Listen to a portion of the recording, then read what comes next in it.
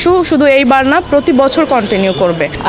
আমাদের আসলে বন্ধুত্বসুলভ আচরণ বা ব্যক্তিগত যে সম্পর্ক বা রাজনৈতিক দলীয় দুইটা দলের যে পারস্পরিক সম্পর্ক, সেটা স্বাভাবিকভাবেই আছে এবং সামনেও স্বাভাবিকভাবেই থাকবে। এটি একটি ভোটের লড়াই এবং শিক্ষার্থীরা তাদের ভোট দিয়ে আসলে এই লড়াইয়ে তারা সিদ্ধান্ত নেবেন যে তারা কাদেরকে চান।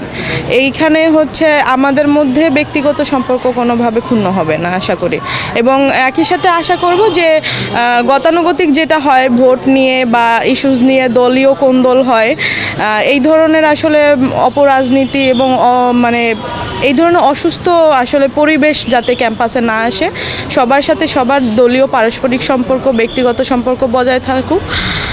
নির্বাচন হবে এবং আশা করব যে এই ডাকসু শুধু এইবার না, প্রতি বছর কন্টিনিউ করবে।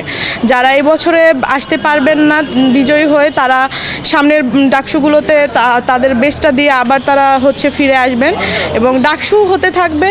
আর সবাই মানুষ শিক্ষার্থীরা প্রতিদ্বন্দ্বিতা করতে থাকবেন, কিন্তু আমাদের যে দলীয় সম্পর্ক এটি আসলে আজীবনের, এটি এক বছরের না। কাজেই সবার প্রতি অনুরোধ থাকবে যে পারস্পরিক সম্পর্ক বজায় রাখুন।